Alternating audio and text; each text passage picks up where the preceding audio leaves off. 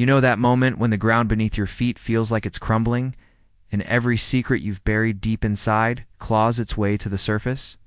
That's exactly what hit me like a freight train on a stormy November evening, when my closest confidant appeared at my doorstep. Drenched and desperate, begging for a place to crash. My name is Alex Rivera, and this is the tale of how one unexpected night flipped my entire life upside down. The wind howled through Chicago's streets that Friday night, whipping rain against the windows like angry fists.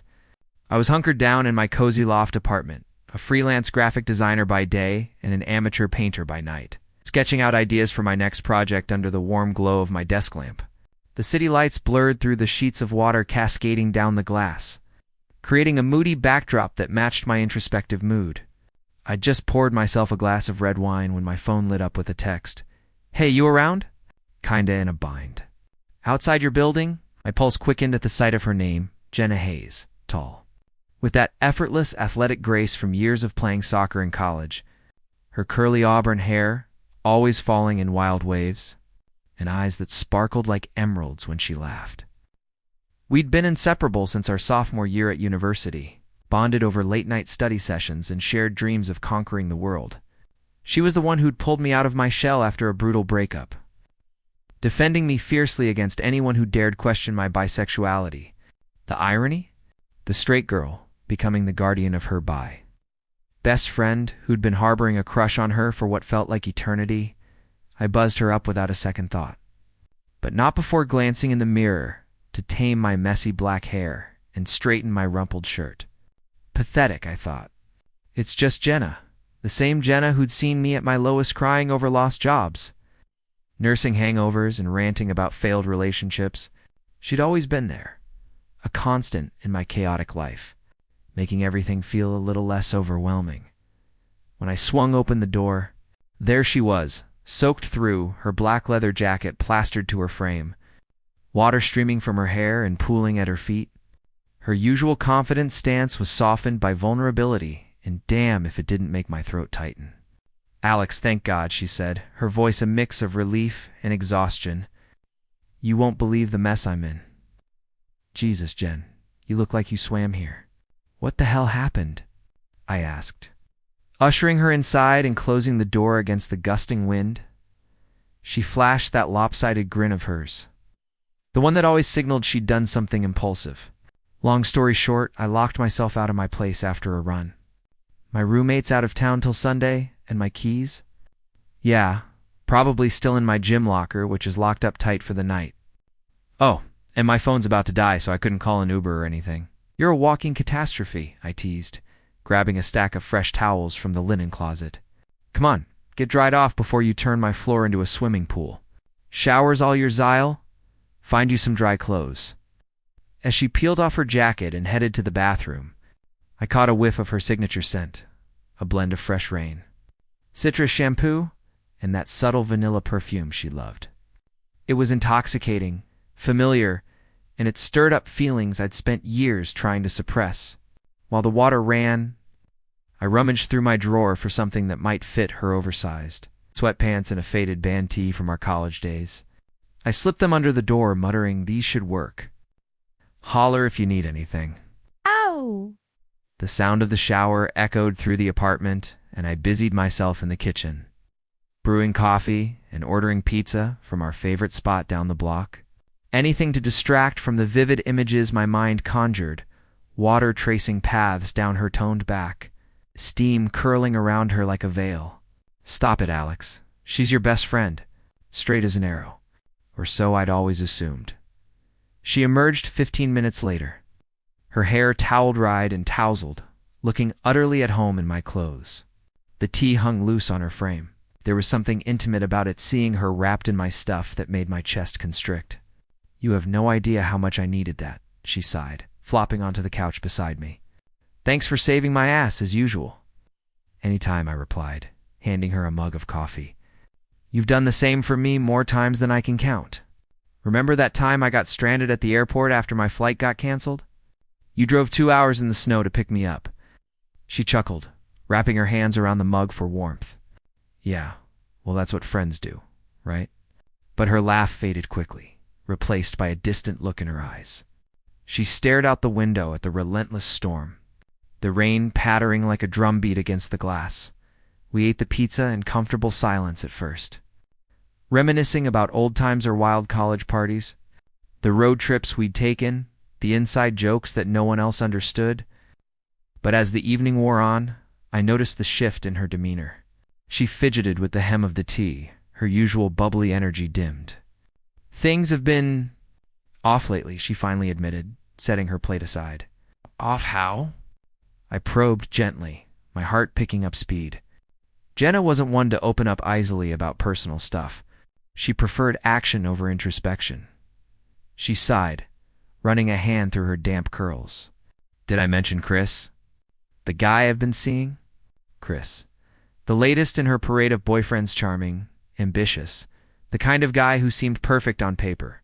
"Yeah, you said things were going well. What happened?" "We broke up last week," she said, her voice cracking just a bit. "He accused me of being distant, like I was holding back parts of myself. Said I talked about you more than anyone else, that the way I light up around you. It made him feel like a third wheel." My stomach twisted. "I'm sorry, Jen. That sucks. But you deserve someone who gets you." "Don't apologize," she said, turning to face me. Her eyes searched mine, intense and unguarded, in a way that made the air feel thick. "The thing is, what he said, it's been eating at me, making me question everything." "Question what?" I asked, my voice barely above a whisper. The room suddenly felt smaller, storm outside a distant roar compared to the thunder in my chest. She hesitated, biting her lip, a habit I'd always found endearing. "Remember that night during our junior year trip to the lake? The bonfire party? How could I forget? We'd escaped the group for a walk along the shore, the stars reflecting on the water like scattered diamonds. We'd shared a bottle of cheap wine, talking about our futures, our fears, the people we wanted to become. In a haze of alcohol and vulnerability, we'd ended up sitting close to close, our faces, inches apart, breaths mingling. I'd felt the pull then, the magnetic draw toward her, but a friend's shout had shattered the moment. We'd laughed it off, blamed the wine, and buried it deep. "Yeah," I said softly. "I remember, if no one had interrupted us that night, ... She trailed off, her cheeks flushing. "Would you have kissed me?" The question slammed into me like a wave. 5 years of unspoken longing, of watching her date guy after guy, each one chipping away at my resolve. I'd convinced myself it was one-sided, that she saw me only as the reliable friend, the one who was always there but never more. Lying now would keep things safe, preserve the friendship that meant everything to me. But the truth? It burned too hot to contain. "Yes," I confessed, my voice raw. I would have... Her eyes widened, a mix of surprise and something deeper relief. She drew in a shaky breath, and then, in a moment that etched itself into my soul, a tentative smile curved her lips. Not her usual playful one, but something vulnerable, hopeful. "Would you kiss me now?" I froze, the world narrowing to just us on that couch. "Jen, you're straight. You've always dated guys?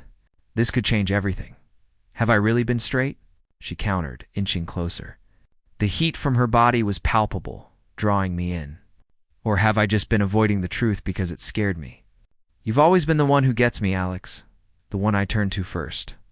I make up reasons to hang out, compare every date to how I feel with you on. They never measure up. I thought it was just deep friendship, but after Chris said those things, ... I can't ignore it anymore." Her hand reached for mine, fingers intertwining with a tremble that mirrored my own. "I think about that lake night all the time. What it would feel like to stop pretending." Ow. The storm raged on outside, but inside, time stood still. Years of hidden glances, stolen touches disguised as friendly hugs, the ache of wanting what I thought was impossible, it all culminated here. "I'm terrified," I admitted. "Terrified this is a mistake, that you'll regret it tomorrow and we'll lose what we have." "We won't lose me," she whispered, pressing my hand to her chest. I could feel her heart racing, sinking with mine. "But I can't keep wondering what if. Can you?" No, I couldn't. Not after all this time. I leaned in slowly, giving her every chance to pull away. Our lips met tentatively, at first a brush of softness, a spark that ignited everything I'd suppressed. She tasted like rain and coffee, and as she deepened the kiss, her hands threading through my hair, the world realigned. The kiss grew urgent, years of pent-up emotion pouring out. We broke apart only for air, foreheads resting together, breaths mingling.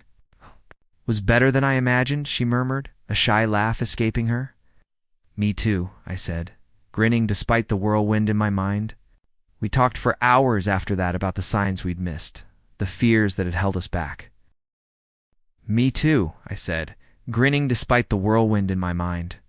We talked for hours after that about the signs we'd missed, the fears that had held us back, the future we might build together. The rain eventually tapered off, but the shift between us, it was permanent, profound. That night, as we fell asleep tangled on the couch, her head on my shoulder, I knew one thing for certain. Sometimes the deepest love hides in plain sight, waiting for a storm to wash away the barriers. And for us, that storm had finally arrived. The storm had been building all evening, a low rumble in the distance that grew into a full-throated roar as night fell over Seattle. I, Alex Rivera, had invited my best friend Jordan Hayes over for what was supposed to be a casual hangout pizza. Video games, maybe a few beers to unwind after a brutal week at work. Jordan was the kind of guy who lit up any room tall. Broad-shouldered from years of playing amateur soccer, with messy blonde hair that always looked like he'd just rolled out of bed, and a grin that could charm anyone. We'd met 5 years ago at a tech startup where we both worked as developers, bonding over late-night coding sessions and shared frustration with buggy software. He was straight or so, I'd always thought, and I was openly gay, but that had never been an issue. We were just brothers, plain and simple, but tonight felt different from the start. The power flickered once, twice, then died completely, plunging my small apartment into darkness. The wind howled outside, rain lashing against the windows like it was trying to break in. Jordan laughed it off, grabbing his phone's flashlight. "Great, now we're in a horror movie. You got candles or something, Alex?" I rummaged through a drawer and pulled out a few emergency candles, lighting them with a match that trembled slightly in my hand. Why was I nervous? This was Jordan, my ride-or-die friend, who'd crashed on my couch a dozen times after bad breakups or wild nights out. But lately, there'd been these moments-lingering glances, accidental touches that sent sparks up my arm. I'd brushed them off as wishful thinking. He was straight after all. Engaged once, even though that had fallen apart last year. We settled on the floor in the living room, backs against the couch, sharing a blanket because the heat had gone out with the power. The candlelight danced across his face, highlighting the stubble on his jaw and the way his blue eyes seemed deeper in the shadows. We talked about everything and nothing. Work drama, his latest failed date with a girl from a dating app, my own dry spell in the romance department. But as the conversation drifted, Jordan's voice grew quieter, more introspective. Ow. "Stopped pretending?" he asked suddenly, staring at the flame. I turned to him, heart skipping a beat. "Pretending what?" He shrugged, but his eyes met mine, holding longer than usual. "I don't know. Like fitting into what everyone expects. Family, friends, society. It's exhausting sometimes." The air between us thickened, charged like the storm outside. I could smell his cologne mixed with the faint scent of rain on his jacket. My pulse quickened as he shifted closer, our knees brushing. "Jordan, what are you, Alex?" he interrupted, his voice low and rough. Can I kiss you?" The words hung there, impossible. My breath caught. This was Jordan Hayes, the guy who dated cheerleaders in college who had fived me after hookups with women. But here he was, inches away, his gaze intense and vulnerable. I had every chance to pull back, to crack a joke, to remind him he was straight and I was just the friend who'd always had a secret crush. But I didn't.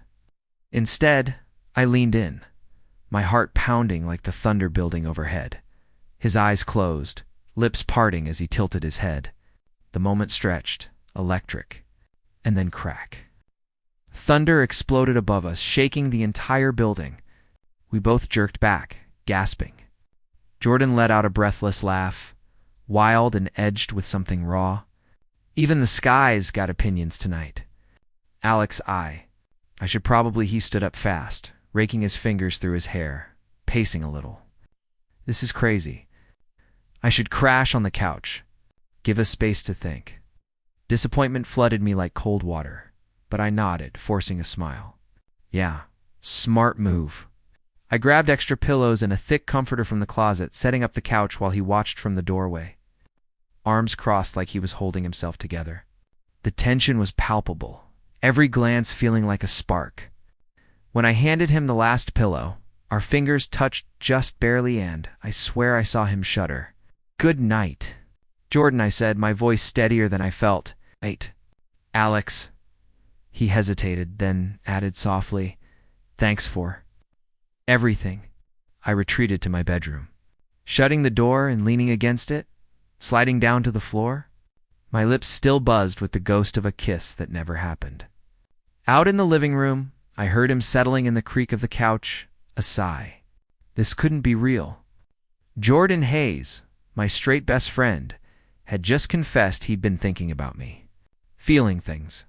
It had to be the storm, the isolation, some weird fluke. Tomorrow, it'd be awkward laughs and back to normal. I climbed into bed, the sheets cooled against my skin, and stared at the ceiling. The rain pounded on, relentless, mirroring the chaos in my mind. Sleep. Not a chance. And somehow, I knew he was awake. Tooth of pull between us was stronger than ever, impossible to ignore. Hours ticked by. My phone glowed. 2:13 a.m., the storm had eased to a steady drizzle, but my thoughts were a whirlwind. A soft knock echoed through the quiet apartment. My heart leaped. Yeah. The door creaked open, and there was Jordan, framed in the faint light from the hallway nightlight I'd plugged in earlier. He'd ditched his sweater, standing there in a fitted gray t-shirt that hugged his athletic build and loose joggers. His hair was tousled, eyes shadowed with exhaustion and something deeper. Can't sleep, he murmured, voice gravelly. Me either. I sat up, hugging my knees to my chest as he crossed the room and perched on the edge of the bed. The mattress dipped, bringing him close enough that I could feel the warmth radiating from him. We gotta talk about this, he said, rubbing his hands over his face. Like, really talk. Okay. I waited, the silence stretching as he gathered his words. In the dim light filtering through the blinds, I studied him, the way his shoulders tensed, the flicker of uncertainty in his expression. This was Jordan unfiltered, stripped of his usual easy confidence. He took a deep breath, exhaling shakily. I grew up in a conservative suburb outside Dallas. You know, parts of it big family, church every Sunday, football games on Fridays. But what I never told you is how toxic it was. My uncle was the worst. Slurs thrown around like jokes, warnings about those people ruining America. Gay folks were the punchline, or worse, the enemy. I learned early to laugh along, to fit in, because standing out meant getting shut out or worse. My throat tightened. I'd heard bits of his family stories, but never this raw. Jordan, you don't have to. No, let me get this out, please. His voice cracked a little, and he shifted to face me fully. When we met at that startup, you were this breath of fresh air. Openly gay, owning it, not giving a damn about the whispers. Confident, funny, always there for everyone. I admired you so much, hell, I envied you. But there was more. This. Attraction I couldn't name. It scared the shit out of me. So I buried it. Dated women because that's what guys like me did. And yeah, I enjoyed it, felt something, but it was always surface level. Like I was acting in a play, hitting my marks but missing the heart of it. His hand reached out in the darkness, finding mine. Our fingers intertwined, his grip firm but trembling.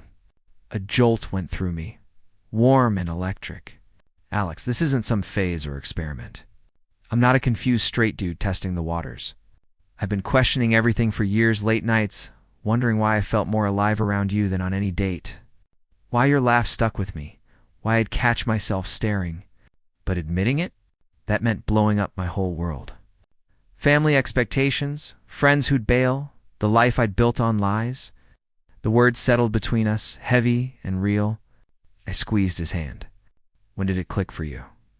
Like really click? He chuckled, but it was bitter, self-deprecating. Remember that road trip to Portland last summer? We stopped at that overlook, watching the sunset over the ocean. You were rambling about some sci-fi book, all excited, and I just ... looked at you. Really looked. And it hit me like a freight train. This wasn't just friendship. It was more, deeper, but I panicked, shoved it down again. Until tonight. The storm, the darkness, it stripped away the excuses. I shifted closer, our knees touching now. Jordan, what do you want? From this? From us? His free hand cupped my cheek, thumb brushing my skin. I want to stop running.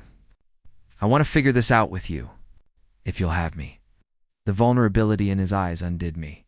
Thunder rumbled faintly in the distance, but this time it felt like an echo rather than an interruption. Slowly, deliberately, he leaned in. Our lips met soft at first, tentative, then deepening as years of unspoken tension poured out. His arms wrapped around me, pulling me close, and for the first time that night, the storm inside quieted. When we finally broke apart, breathless, he rested his forehead against mine. That was wow, I whispered, smiling. Wow. We talked more as the hours slipped by about fears, hopes, what came next.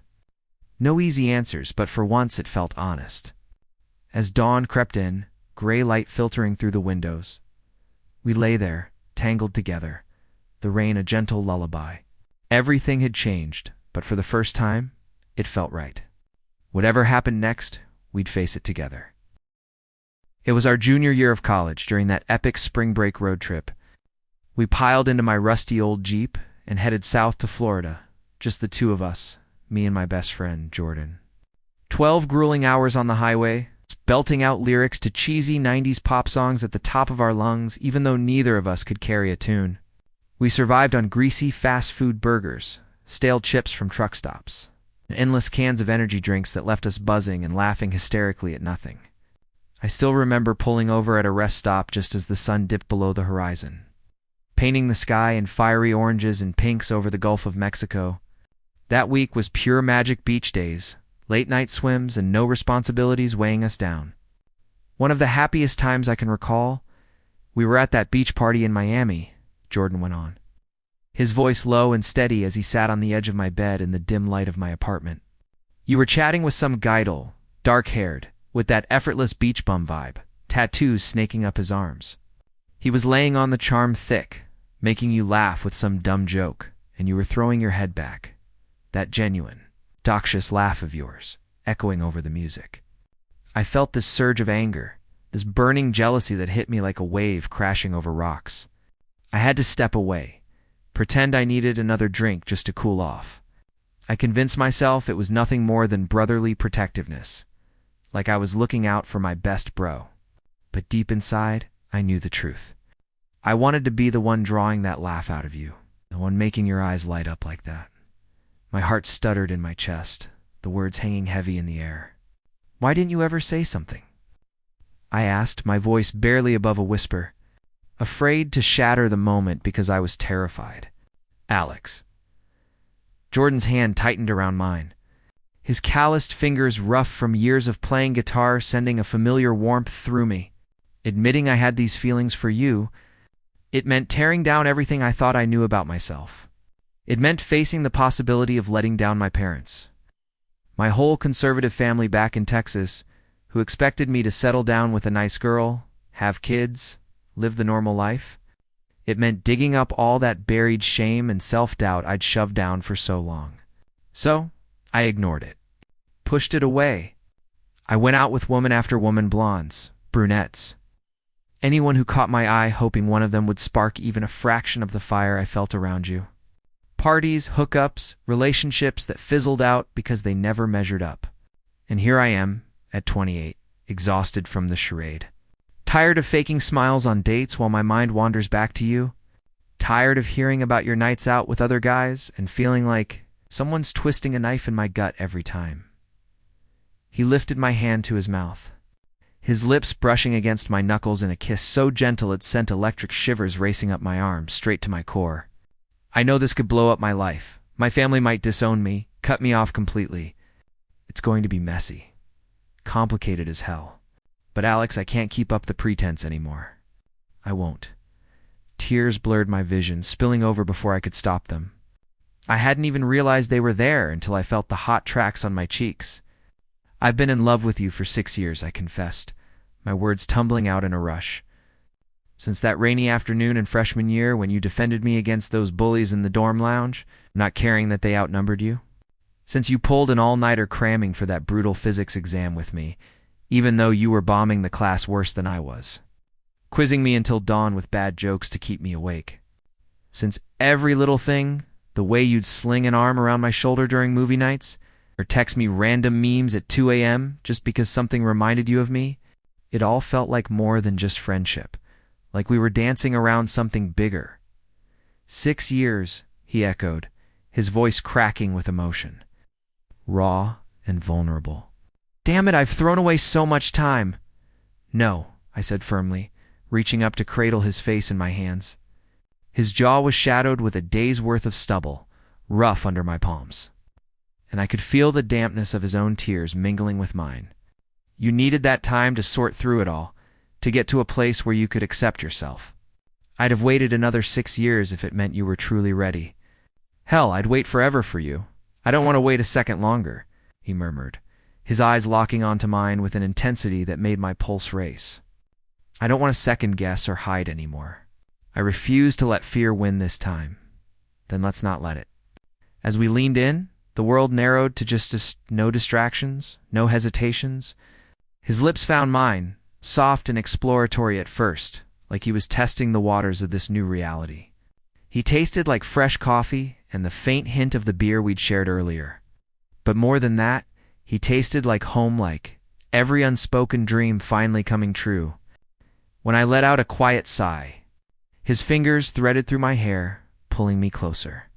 Deepening the kiss with a hunger that mirrored my own, it was everything I'd fantasized about in those quiet, lonely moments, and yet so much more vivid, more real.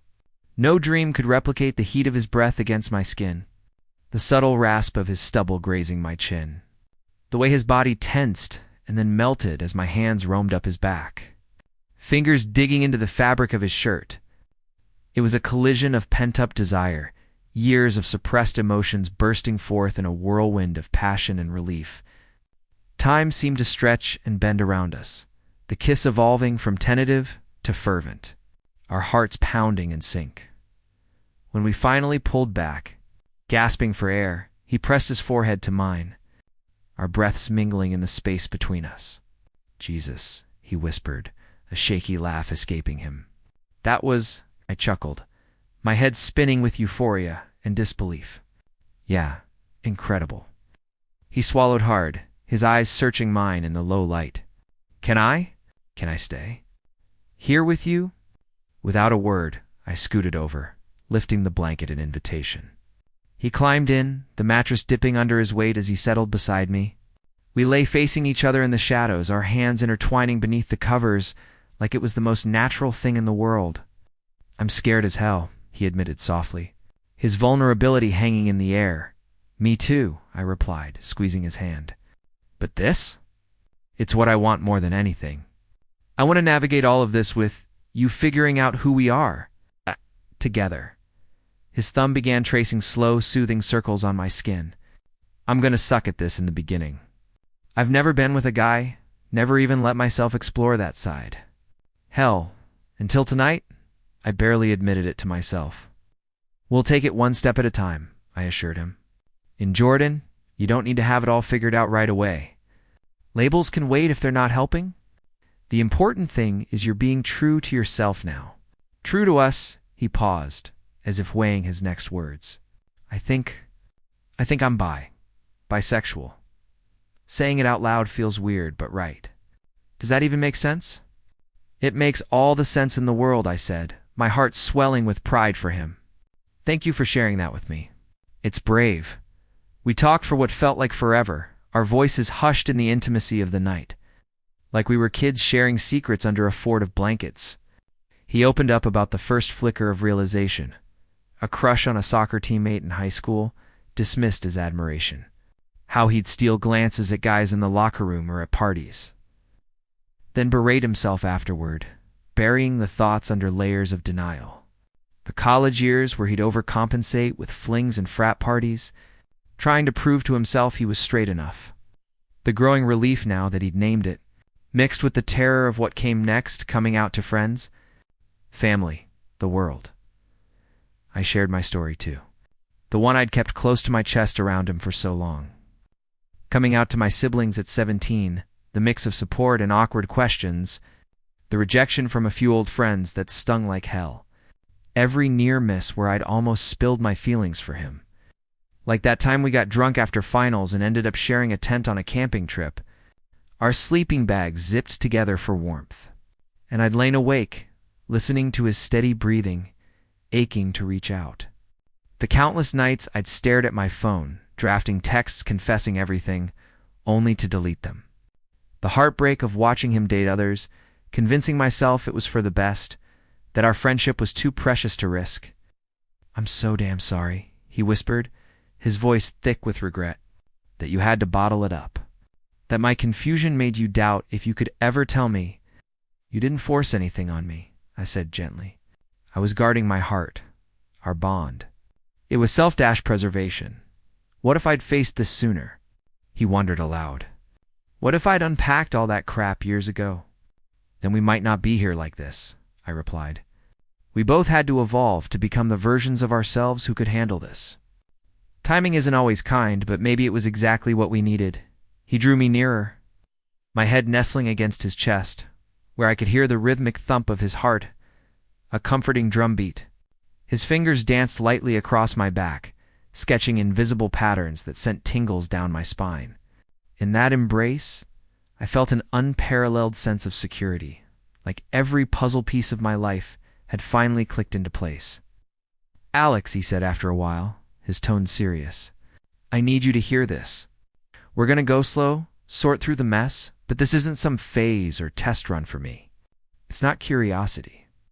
Being with you clicks. It feels right in a way nothing else ever has. Slow, sort through the mess, but this isn't some phase or test run for me. It's not curiosity. Being with you clicks. It feels right in a way nothing else ever has. You've been the one all along. My constant."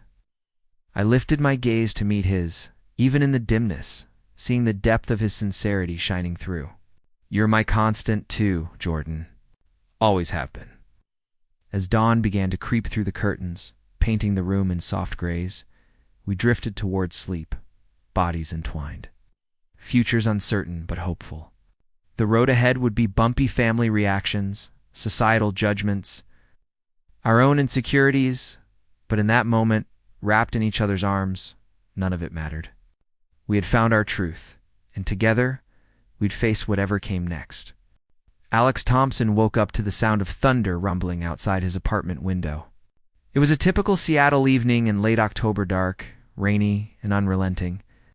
He stretched out on his couch, a half-finished book on his chest, and glanced at the clock.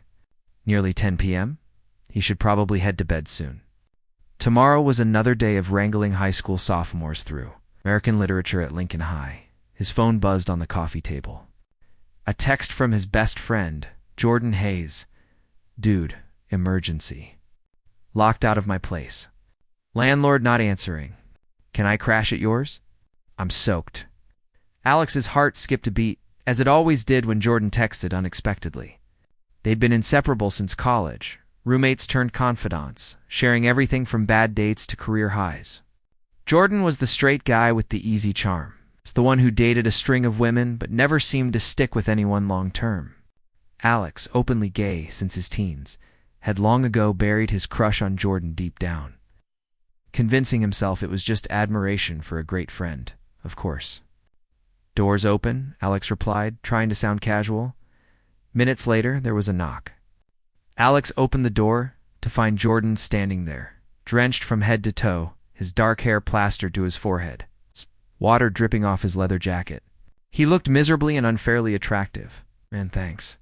The rain came out of nowhere, Jordan said, stepping inside and peeling off his jacket. Sarah broke up with me tonight. Kicked me out my argument, and I forgot my keys inside. Sarah was Jordan's latest girlfriend, a fiery artist who'd lasted longer than most, about 6 months. I'm sorry, man. That sucks. Want a towel? Dry clothes? Jordan nodded gratefully. Alex fetched a towel and some sweats that might fit. Jordan was broader in the shoulders, a remnant of his college soccer days. Now, Jordan worked as a graphic designer for a tech startup. Spending his days creating sleek visuals for apps, they settled in the living room with mugs of hot tea. Alex's go-to for rainy nights. Jordan explained the breakup. Sarah accused him of being emotionally unavailable, always holding back. She's not wrong, Jordan admitted, staring into his mug. I think I've been confused about stuff. Alex listened, offering the usual friend advice, but something felt different tonight. Jordan kept glancing at him, his blue eyes intense. You've always been there for me, Alex. Through every breakup, every mess. You're the constant. That's what friends are for, Alex said, his voice steady despite the flutter in his chest. Jordan set his mug down. What if? What if I want more than that? Alex froze. What do you mean? I've been thinking a lot lately. About us. About why none of my relationships work. And I realized, it's because I've been comparing everyone to you. You're the one I want to come home to, the one who gets me. Alex's mind reeled. This couldn't be real. Jordan, you're straight. We've talked about this. Am I? I've always thought so, but maybe I'm not. Or maybe I'm bi. I don't know. All I know is I have feelings for you. Strong ones. And tonight, after Sarah, it all clicked. The rain pounded harder against the windows as silence stretched between them. Alex's heart raced. Are you sure? This isn't just the breakup talking. Jordan leaned forward, his expression earnest. I felt this for months. Maybe longer. I was scared to admit it. Alex searched his friend's face, seeing vulnerability there he'd never noticed before. Slowly he nodded. I've felt the same. For years. But I never said anything because... Well, you know. Jordan's relief was palpable. He reached out, hesitating before taking Alex's hand. Can I kiss you? The world narrowed to that moment. Alex whispered yes. Her first kiss was tentative, exploratory lips brushing softly, then deepening as years of unspoken tension released. Jordan's hand cupped Alex's cheek, pulling him closer. It was sweet, electric, everything Alex had imagined and more when they parted. Jordan rested his forehead against Alex's. That was wow. Breathless, they talked late into the night, curled up on the couch under a blanket. Jordan confessed his confusion about his sexuality, how he'd always felt drawn to Alex, but pushed it aside. Alex shared his own fears of ruining their friendship, but now, with the rain as their soundtrack, it felt right. Eventually, exhaustion won. They moved to Alex's bed, nothing more than holding each other, Jordan's arms wrapped securely around Alex. We'll figure this out tomorrow, Jordan murmured. For now, just sleep. Alex drifted off, happier than he'd been in years, even as worries about friends, family, and the world loomed. Dawn light filtered through the curtains when Alex woke to Jordan watching him, a gentle smile on his lips. Morning. Been awake long? A bit, just ... Making sure this is real, Jordan said, brushing a strand of Alex's sandy hair away. I want to do this properly. Take you on a date. Dinner. Maybe dancing. The works. Alex's heart swelled. You don't have to. I want to. I've heard you talk about dates with other guys. I want to be that for you. Court you, old school style. Alex chuckled at the word. Court me? You're on. Jordan's eyes softened. Alex Thompson, will you be my boyfriend? After 5 years of friendship and hidden longing, the answer was easy. Yes, they sealed it with another kiss, slow and full of promise. Sunlight poured in when Alex woke again, tangled with Jordan. His boyfriend's breath tickled his neck, arm heavy across his waist. Alex savored the moment, afraid to move. I can hear you thinking, Jordan mumbled. Sorry, didn't mean to wake you. Jordan kissed his shoulder. Morning, boyfriend. The word sent a shiver through Alex. Jordan grinned. You like that? Definitely. Alex turned to face him, tracing the stubble on Jordan's jaw. We should talk about ... everything. Telling people your family. Work. Jordan nodded. Serious now. My students will sniff this out in seconds. They're gossip pros. And you. I don't want to rush you into coming out. I want to tell people. It's scary, but hiding feels worse. Jordan paused. My family's the tough part. Dad's old school. Mom might worry. My sister. Who knows? We can take it slow. I'll be there if you want. I do. For all of it, Jordan kissed his forehead. But first, date tonight. If you're free, absolutely. They untangled reluctantly. Alex started coffee while Jordan checked his phone, frowning at notifications. Missed work stuff, ... And texts from Mia. Someone saw us at the coffee shop yesterday and mentioned it in our group chat. Mia was in their friend's circle. Great friend, notorious for spreading news. Alex's stomach twisted. What did she say? Just asking if we're hanging out more.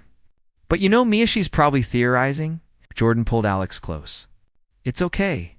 We were going to tell them anyway. It just wanted time to plan. You could crash trivia night and kiss in front of everyone. Boom, announced. Alex laughed. You're insane. You love it. Jordan kissed him, quick turning deep, until the coffee beeped. Okay, shower time before I get carried away, Jordan said, eyes dark with want. Carried away how? You're my boyfriend now, Alex. I'm going to think about kissing you constantly. But I want to do this right dates first. Jordan vanished into the bathroom. Alex poured coffee, mind spinning. Jordan Hayes, his boyfriend. It felt surreal. His phone buzzed a text from his brother Ethan. Mom's asking about Sunday brunch. You good? You seem off lately? How did family always know? All good. Better than good, explained Sunday. Ethan. Spill now. New guy? Sunday. Promise. Jordan emerged, fresh and in yesterday's clothes. Gotta head home. Change. Sort my apartment. Pick you up at 7? Perfect. At the door, Jordan cupped Alex's face, kissing him deeply. See you tonight, boyfriend. After he left, Alex buzzed with energy. He called Ethan back. Okay, who is he? Sunday details. But it's Jordan. Silence. Jordan. Your best friend Jordan? Yeah. Ethan whooped. Finally. Mom's gonna lose it. She's low-key shipped you two forever. Mom is not. She totally has. She says you glow around him. Dad too. This is epic. Alex smiled, thinking of his parents. Supportive since he came out? They'd adored Jordan. He fit right in from day one. Jordan arrived at 7, sharp in chinos and a fitted shirt bouquet in hand. For you? You brought flowers? This is ... perfect. I meant to doing this right. He took Alex to a quaint French bistro in Belltown, intimate with flickering candles and soft accordion music. Over crepes and wine, they talked Jordan about a big design project. Alex about a student acing a tough essay on The Great Gatsby. But the air crackled. Stolen glances. Feet brushing, hands linking across the table. Can I ask something? Jordan said over creme brulee. Anything. Your first thought when I showed up last night? Honestly, you looked hot all rainy, and I had to remind myself you're straight my best friend. Jordan laughed. And now, I'm the happiest guy alive. Alex took his hand. Your turn. What were you thinking before kissing me? That I might ruin us. Or start something amazing. Terrified but so ready. I'm glad you did. After, they strolled Queen Anne, hands entwined, city lights twinkling. Jordan confessed. I booked this place weeks ago. Told myself it was for a client dinner, but I think I knew I'd confess. Alex stopped. Seriously? Yeah, the lockout was fate pushing me. You're a sap. It's only for you. They ended at a viewpoint overlooking Puget Sound, fairies glowing in the distance. Jordan held Alex close, swaying gently. Thanks for waiting. For being you, we'll figure everything out together. Partners. I like that. Back at Alex's, they cuddled on the couch, music playing. I love you, Jordan whispered. It's Back at Alex's, they cuddled on the couch, music playing. I love you, Jordan whispered. It's not new. I've felt it forever, just didn't label it. Alex's chest ached with joy. I love you too. Always have. Kisses turned lingering, but they kept it slow, falling asleep entwined. Weeks passed in bliss. Jordan came out to his family mom, hugged him endlessly. Dad needed space but warmed up. Sister high-fived him. Friends cheered. Mia claimed she predicted it. Jordan explored his bisexuality therapy, books, community events. They built routines, lazy mornings, game nights. Shared dreams at Sunday brunch with Alex's family. Jordan helped set the table under Dad's approving gaze. He's staring, Alex whispered, admiring his future son-in-law. Jordan teased, nearly dropping utensils too soon. Ask in a year. Jordan smiled, that private one. Brunch included Jordan's mom, friends. Ethan toasted, 2 Alex and Jordan-proof best friends make the best lovers. Everyone echoed. Alex met Jordan's eyes, seeing their future, brunches, adventures, unwavering support. That rainy night wasn't just a storm, it was their beginning.